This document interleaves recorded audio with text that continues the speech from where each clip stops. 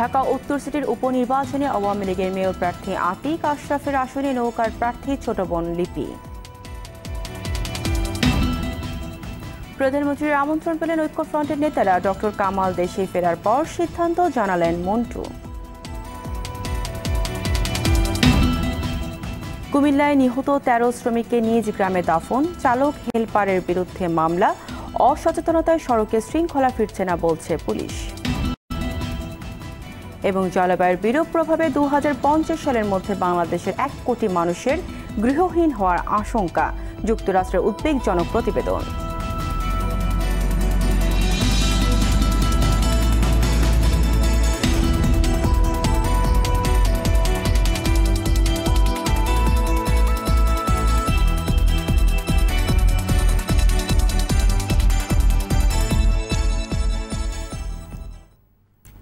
আসসালামু আলাইকুম, স্বাগত জানাচ্ছি আরটিভির রাতের সংবাদে। শুনছিলেন মার্কেন্টাইল ব্যাংক সংবাদ শিরোনাম। পুরো সংবাদে আপনাদের সঙ্গে আছি আমি ফারিয়া শারমিন।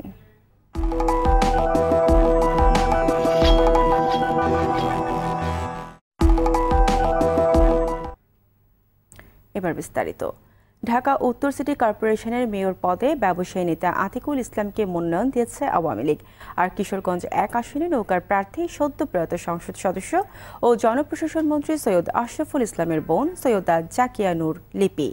সন্ধ্যায় গণভবনে প্রধানমন্ত্রী শেখ হাসিনার সভাপতিত্বে আওয়ামী লীগের সংসদীয় বোর্ড এবং স্থানীয় সরকার নির্বাচন মনোনয়ন বোর্ডের যৌথ সভায় এই সিদ্ধান্ত হয়। সভায় ৩টি পৌরসভা ও ৩০টি ইউনিয়নেও আওয়ামী লীগের প্রার্থী চূড়ান্ত করা হয়। বৈঠক শেষে আওয়ামী লীগ সাধারণ সম্পাদক ওবায়দুল কাদের সাংবাদিকদের এসব কথা জানান।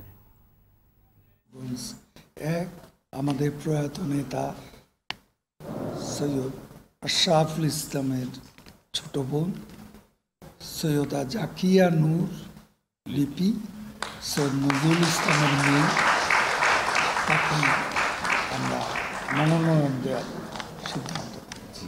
হাইকোর্টের মামলার কারণে নির্বাচন বন্ধ হয়ে যায়, কিন্তু তিনি তার কাজ বন্ধ রাখেননি, কন্টিনিউ করেছেন।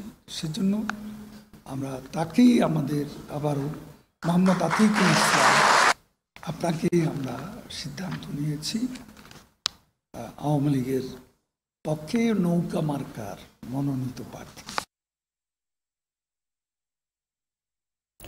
প্রধানমন্ত্রী শেখ হাসিনার আমন্ত্রণ পেলেন জাতীয় ঐক্যফ্রন্টের নেতারা। আগামী ২ ফেব্রুয়ারি বিকেল ৩:৩০টায় গণভবনের শুভেচ্ছা বিনিময় ও চা চক্রে অংশ নিতে তাদের আমন্ত্রণ জানানো হয়েছে। জাতীয় ঐক্যফ্রন্টের স্টিয়ারিং কমিটির সদস্য মোস্তফা মহসিন মন্টু চিঠি পাওয়ার বিষয়টি নিশ্চিত করেছেন।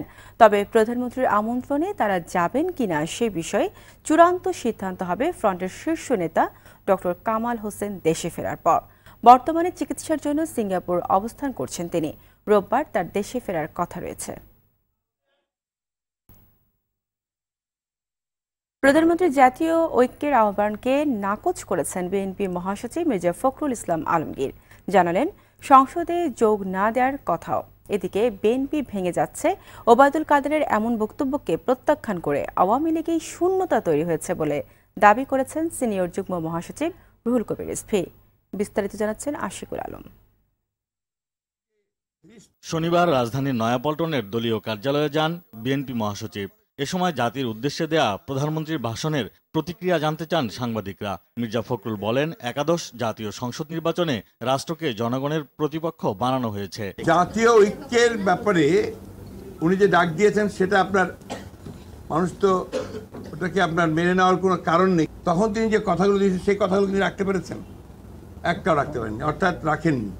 তিনি বলেছেন যে কোনো গ্রেপ্তার হবে না, নতুন কোনো মামলা হবে না, একটাও তারা রাখেন। সেখানে আপনার নতুন করে শপথ নেওয়া আবার পার্লামেন্টে যাওয়া এই বিষয়ে তো কোনো প্রশ্নই ওঠে না। এর আগে সংবাদ সম্মেলন করে বিএনপির সিনিয়র যুগ্ম মহাসচিব বিএনপি ভেঙে যাওয়া সম্পর্কে আওয়ামী লীগ সাধারণ সম্পাদক ওবায়দুল কাদের বক্তব্যকে প্রত্যাখ্যান করেন। গ্র্যাভিটেশনাল কলাপস হলে পরে মানে একটি নক্ষত্র যখন তার মাসের চেয়ে যখন বড় হয়ে যায় তখন গ্র্যাভিটেশনাল কলাপস হয়, অর্থাৎ মাধ্যাকর্ষীয় ভাবে ওটা চুপসে যায়, চুপসে গিয়ে একটা ব্ল্যাক হোল তৈরি হয়। নক্ষত্রের অস্তিত্ব থাকে না, সেখানে একটি শূন্য গহ্বর তৈরি হয়। আওয়ামী লীগ এরকম একটি শূন্য গহ্বর ব্ল্যাক হোলে তৈরি হয়েছে। এ সময় পুনরায় নির্বাচন, খালেদা জিয়াকে কারাগার থেকে মুক্তি দেওয়ার দাবিও করেন দলের এই সিনিয়র নেতারা। আশিকুল আলম, আরটিভি, ঢাকা। আগামী মার্চে অনুষ্ঠিত ডাকসু নির্বাচনে ৭০ দশকের মতো আবারও ছাত্রলীগ নেতৃত্ব দেবে বলে আশা করেছেন আওয়ামী লীগের উপদেষ্টা পরিষদের সদস্য তোফায়েল আহমেদ। ঢাকা বিশ্ববিদ্যালয়ের অপরাজেয় বাংলার সামনে ছাত্রলীগের ৭১তম প্রতিষ্ঠা বার্ষিকীর উদ্বোধনী অনুষ্ঠানে এই কথা বলেন তিনি। তোফায়েল আহমেদ বলেন, উন্নয়নের জন্য শেখ হাসিনা এখন শুধু দেশে নয় সারা বিশ্বের নেতায় পরিণত হয়েছেন। পরে একটি বর্ণাঢ্য র্যালি ঢাকা বিশ্ববিদ্যালয়ের এলাকা প্রদক্ষিণ করে।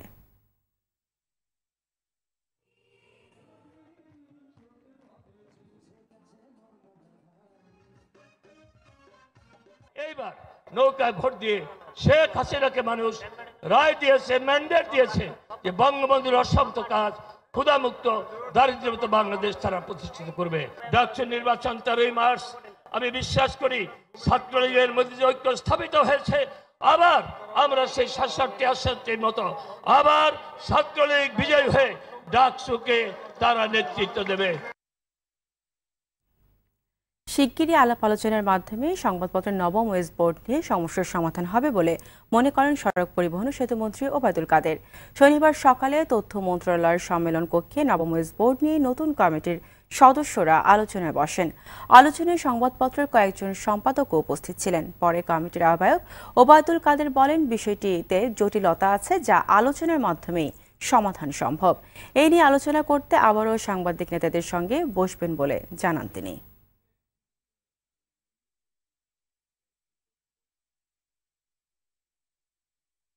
আমরা এর মধ্যে নিজেরা আলোচনা করেছি, নোয়াবের সঙ্গে বৈঠক করেছি। আলাপ আলোচনার মধ্য দিয়ে দ্রুত একটা সমাধানের ব্যাপারে শেখ হাসিনা সরকার খুব গুরুত্বের সঙ্গে বিষয়টিকে দেখছে। আমরা সেই লক্ষ্যে এই কমিটি কাজ করে যাবে। জলবায়ু পরিবর্তনের বিরূপ প্রভাবের ফলে 2050 সালের মধ্যে বাংলাদেশের প্রায় 1 কোটি মানুষ জলবায়ু উদ্বাস্তুতে পরিণত হতে পারে। যুক্তরাষ্ট্র সরকারের জবাবদিহিতা সংক্রান্ত দফতর থেকে প্রকাশিত এক গবেষণা প্রতিবেদনে এই আশঙ্কা করা হয়েছে। প্রতিবেদনে বলা হয়, সমুদ্রপৃষ্ঠের উচ্চতা 1 মিটার বাড়লে বাংলাদেশের 17.5% ভূমি পানিতে তলিয়ে যাবে। বৃষ্টির পরিমাণ কমলে বাড়বে খরা, কমবে ফসল উৎপাদন। বিস্তারিত জানাচ্ছেন মুজাহিদা হাসান।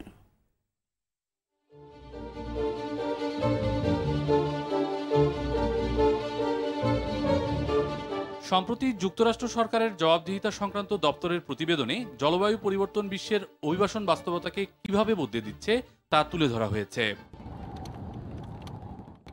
প্রতিবেদনে বলা হয়, জলবায়ু পরিবর্তনের কারণে কৃষি ও মাছ চাষের উপর প্রভাব সৃষ্টি হওয়ায় মানুষ নিজেদের আবাসভূমি ছেড়ে উপকূলবর্তী অঞ্চলে বসতি করছে। অথচ ওই অঞ্চলগুলোও জলবায়ু পরিবর্তনের ভয়াবহতার ঝুঁকিতে রয়েছে। প্রায় ঘূর্ণিঝড় ও বন্যার কবলে পড়ছে উপকূলীয় এলাকা কিংবা নদীর কাছাকাছি অঞ্চল। যেমন 2017 সালে ঘূর্ণিঝড় মোরার কারণেই 2 লাখ মানুষকে ঘর ছাড়তে হয়।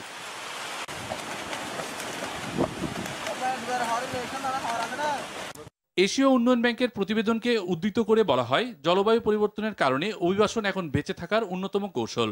এরই মধ্যে বড় সংখ্যক জলবায়ু উদ্বাস্তু রাজধানী ঢাকায় পাড়ি জমিয়েছেন।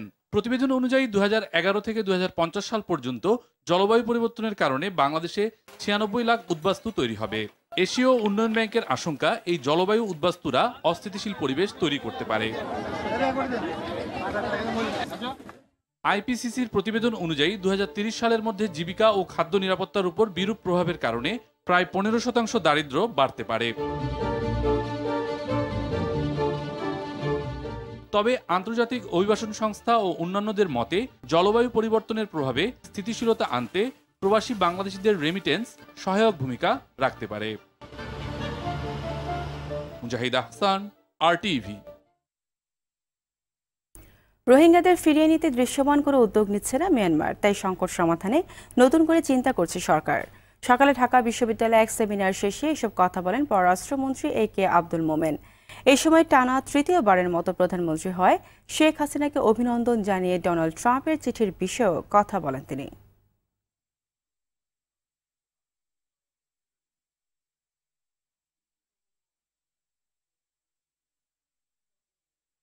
মায়ানমারে যে কন্ডিশিং এনভায়রনমেন্ট হওয়া উচিত সেইটা এখনও তৈরি হয়নি।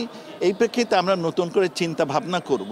তবে আমরা সবসময় আশাবাদী, বিশ্বাস করি তাদের শুভবুদ্ধির উদয় হবে এবং তারা যেগুলো ওয়াদা করেছে সেগুলো করবে।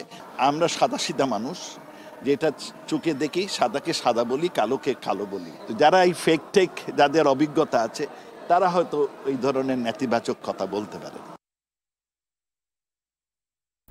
কুমিল্লার ১৪ গ্রামে কয়লার ট্রাক দুর্ঘটনায় নিহত শ্রমিকদের নীলফামারীতে নিজ গ্রামে দাফন করা হয়েছে। নিহত প্রত্যেকের পরিবারকে ১ লাখ টাকা করে সহায়তা দেবে সরকার। এদিকে ওই ট্রাকের চালক ও সহকারীর বিরুদ্ধে মামলা হয়েছে। প্রতিনিধিদের রিপোর্ট জানাচ্ছেন সুরাইয়া মুন্নি। কুমিল্লার ১৪ গ্রামে ইটভাটায় নিহত ১৩ শ্রমিকের মরদেহ নীলফামারীর জলঢাকা কর্দময়ী সরকারি প্রাথমিক বিদ্যালয়ে পৌঁছলে হৃদয় বিদারক দৃশ্যের সৃষ্টি হয়। কাঠের কফিনে করে একজন শ্রমিকের মরদেহ হস্তান্তর করা হয়। নিহতের পরিবার, আত্মীয়, প্রতিবেশী সবাই কাঁদছেন। কেউ যেন কাউকে সান্ত্বনা দিতে পারছেন না। তার বাবা নেই, তার মা আর এক ছেলে, এই পরিবারটা কিভাবে চলবে সেটা আমার সরকারের কাছে একটা দাবি থাকলো।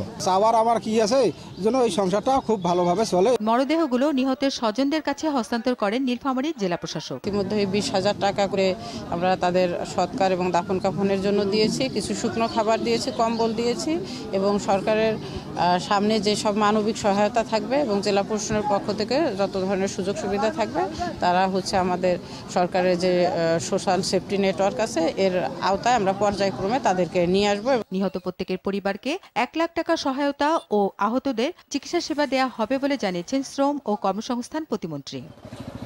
এদিকে দুর্ঘটনা কবলিত ট্রাকের চালক ও সহকারীর বিরুদ্ধে কুমিল্লার ১৪ গ্রামে মামলা হয়েছে। চৌদ্দগ্রাম থানায় একটি নিয়মিত মামলা রুজু হয়েছে। তদন্ত শেষে এর মূল রহস্য উদ্ঘাটন হবে এবং আসামি in the meantime arrest করা হবে। সুরাইয়া মুন্নি, RTV। পথচারীদের অসহযোগিতা ও চালকদের বেপরোয়া আচরণের কারণে রাজধানীর ট্রাফিক ব্যবস্থাপনায় শৃঙ্খলা ফিরছে না। ডিএমপির ট্রাফিক বিভাগ ট্রাফিক সপ্তাহ, ট্রাফিক সচেতনতা পক্ষ পালন করলেও তার খুব একটা প্রভাব রাস্তায় নেই। ১৫ জানুয়ারি থেকে শুরু হওয়া ট্রাফিক সচেতনতা পক্ষ শেষের পথে, কিন্তু দৃশ্যমান তেমন অগ্রগতি নেই ট্রাফিক ব্যবস্থাপনায়। জুবাইর সানির রিপোর্ট। গেল বছরের জুলাইয়ে বাস চাপায় 2 শিক্ষার্থীর মৃত্যুর ঘটনায় নিরাপদ সড়কের দাবিতে আন্দোলন শুরু করে শিক্ষার্থীরা। এতে রাস্তায় শৃঙ্খলা ফেরাতে নানা উদ্যোগ নেয় পুলিশ। কয়েক দফা ট্রাফিক সপ্তাহ পালনের পর 15 জানুয়ারি থেকে শুরু হয় ট্রাফিক সচেতনতা পক্ষ। কিন্তু যে শিক্ষার্থীদের আন্দোলনের পর এত কিছু, সেই শিক্ষার্থীরাই রাস্তায় চলাচলের ক্ষেত্রে কতটা সচেতন হয়েছেন? কিন্তু আপনি ফুটপাত রেখে মেইন রাস্তা ধরে হেঁটে আসছেন, মানে এটা তো আসলে আইনে নেই। বা আমরা এদিক থেকে নামছি, ওই যে এদিক থেকে নামছি, কারণ সবাই এদিক থেকে উপরি দিয়ে গেছে, তো আমরা ওইদিকে গাড়িতে উঠবো, এর জন্য এদিকে আসছে। নির্দিষ্ট স্থানে বাস দাঁড়ানো ও গেট বন্ধ করে চলাচলের নিয়ম থাকলেও তা মানছেন না কেউ। যাত্রীরা বাসে চড়ছেন যত্রতত্রভাবে। স্পেসিফিক কোন স্টপেজে আমরা দাঁড়াবো বা কোথা থেকে আমরা যাব, কোথায় গাড়ি থামবে, এরকম কোনো নির্দেশনা তো নাই। এখন সবাই দাঁড়াচ্ছে, দেখা দেখি সবাই দাঁড়াচ্ছে। আসলে এটা এইভাবে তো বাধাবিঘ্ন হয় না, যার জন্য কেউ কি করে। সেই সঙ্গে জেব্রা ক্রসিং দিয়ে রাস্তা পারাপার হতে পথচারীদের বারবার সচেতন করা হলেও বেশিরভাগই মানছেন না। সিগন্যালটা জাস্ট চলার আগে আমি স্টার্ট করেছি। মানে এটা কি আমাদের সচেতন হওয়া উচিত? অবশ্যই হওয়া উচিত। আসলে ভাইয়া সময়ের ব্যাপার স্যাপার, যাই হোক এটা ভাইয়া উচিত হয় না, কিন্তু আমার তাড়া থাকার কারণে আমি এই জন্য চলে আসছি। আর এখানে গাড়ির চাপটা একটু কম ছিল। পুলিশ বলছে সব পক্ষ সচেতন না হলে ট্রাফিক ব্যবস্থাপনায় শৃঙ্খলা আনা সম্ভব না। আপনি জানেন গাড়ির সংখ্যা অনেক, মানুষ অনেক, ছোট্ট একটা শহরে সবার ভিতরে সচেতনতা বোধ না সৃষ্টি হলে শুধু আমরা একা ঠিক করতে পারবো না। কিন্তু এই জন্য আপনাদের মাধ্যমে একটা মেসেজ দিতে চাই, প্রত্যেকটা মানুষের পক্ষ থেকে নিজে আইন মানবে এবং অপরকে মানানোর জন্য উৎসাহিত করবে, তাহলে শৃঙ্খলা পুরোপুরি ফিরে আসবে। কেবল ট্রাফিক সচেতনতা পক্ষ নয়, সারা বছরই এমন কার্যক্রম অব্যাহত রাখতে প্রশাসনের প্রতি আহ্বান সাধারণ মানুষের। জুবাইর সানি, RTV, ঢাকা। চাঁপাইনবাবগঞ্জের নাচল থেকে হোলি আর্টিজান জঙ্গি হামলার চার্জশিটভুক্ত আসামি শরীফুল ইসলামকে গ্রেপ্তার করেছে র্যাব। জেএমবির শীর্ষ এই নেতা রাজশাহী বিশ্ববিদ্যালয়ের অধ্যাপক রেজাউল করিম হত্যার মৃত্যুদণ্ডপ্রাপ্ত আসামি। র্যাব জানায় জেএমবির আমির সরওয়ার জাহান ও তামিম চৌধুরীকে একত্রিত করতে শরীফুলের ভূমিকা ছিল। হোলি আর্টিজানে হামলার অর্থ সরবরাহকারীও ছিল সে। শরীফুল 2016 সালের 23 এপ্রিল অধ্যাপক রেজাউল করিম হত্যাকাণ্ডে সরাসরি অংশগ্রহণ করে। ঘুষ দুর্নীতির বিরুদ্ধে জিরো টলারেন্স নীতিতে চলার ঘোষণা দিয়েছেন অর্থমন্ত্রী আহম মোস্তফা কামাল। দুপুরে রাজধানীর মহাখালীর কাউসুল আজম মসজিদ কমপ্লেক্সে বাংলাদেশ জামায়াতুল মুদাসসিনের উদ্যোগে সংবর্ধনা ও বিশেষ দোয়া অনুষ্ঠানে এ ঘোষণা দেন তিনি। এই সময় হজ অব্যবস্থাপনা এবং এই নিয়ে কেউ দুর্নীতি করলে তাদের বিরুদ্ধে কঠোর ব্যবস্থা নেওয়ার হুঁশিয়ারি দেন ধর্ম প্রতিমন্ত্রী শেখ মোহাম্মদ আব্দুল্লাহ।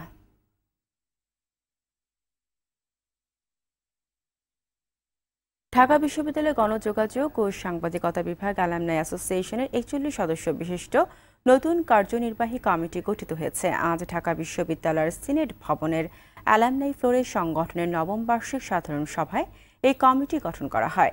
2 বছর মেয়াদী এই কমিটির সভাপতি নির্বাচিত হয়েছেন স্বপন কুমার দাস, আর সাধারণ সম্পাদক হয়েছেন ঢাকা বিশ্ববিদ্যালয়ের সাংবাদিকতা বিভাগের সহযোগী অধ্যাপক সাবরিনা সুলতানা চৌধুরী। তিনি ঢাকা বিশ্ববিদ্যালয় অ্যালামনাই অ্যাসোসিয়েশনের ইতিহাসে প্রথম নারী সাধারণ সম্পাদক। নির্বাহী সদস্য হিসেবে আবু আলম মাহমুদ শহীদ খান, মোহাম্মদ মফিজুর রহমান, আরটিভির বার্তা সম্পাদক শরীফ উদ্দিন লিমন, ব্যারিস্টার বিপ্লব বড়ুয়া সহ অন্যান্যরা নবনির্বাচিত হয়েছেন। রাতের সংবাদ শেষ করার আগে মার্কেন্টাইল ব্যাংক শিরোনামগুলো জানিয়ে দিচ্ছে আরও একবার। ঢাকা উত্তর সিটির উপনির্বাচনে আওয়ামী লীগের মেয়র প্রার্থী আতিক আশরাফের আসনে নৌকার প্রার্থী ছোট বোন লিপি। প্রধানমন্ত্রীর আমন্ত্রণ পেলেন ঐক্যফ্রন্টের নেতারা। ডক্টর কামাল দেশে ফেরার পর সিদ্ধান্ত জানালেন মন্টু। কুমিল্লায় নিহত 13 শ্রমিককে নিজ গ্রামে দাফন। চালক হেলপারের বিরুদ্ধে মামলা। অসচেতনতায় সড়কে শৃঙ্খলা ফিরছে না বলছে পুলিশ। এবং জলবায়ুর বিরূপ প্রভাবে 2050 সালের মধ্যে বাংলাদেশের 1 কোটি মানুষের গৃহহীন হওয়ার আশঙ্কা। যুক্তরাষ্ট্রের উদ্বেগজনক প্রতিবেদন। রাতের সংবাদ এই পর্যন্ত। আরটিভি সবশেষ সংবাদ জানতে যে কোনো মোবাইল ফোন থেকে 24141 নম্বরে ডায়াল করুন। আর মোবাইল ফোনে সংবাদ দেখতে অ্যাপ স্টোর, গুগল প্লে বা উইন্ডোজ স্টোর থেকে ডাউনলোড করুন আরটিভি অ্যাপস। এছাড়াও তাৎক্ষণিক ও বিনোদন সংবাদ জানতে বিশ্বের যে কোনো প্রান্ত থেকে ভিজিট করুন facebook.com/rtv online এবং youtube.com/rtv digitals। ধন্যবাদ সবাইকে।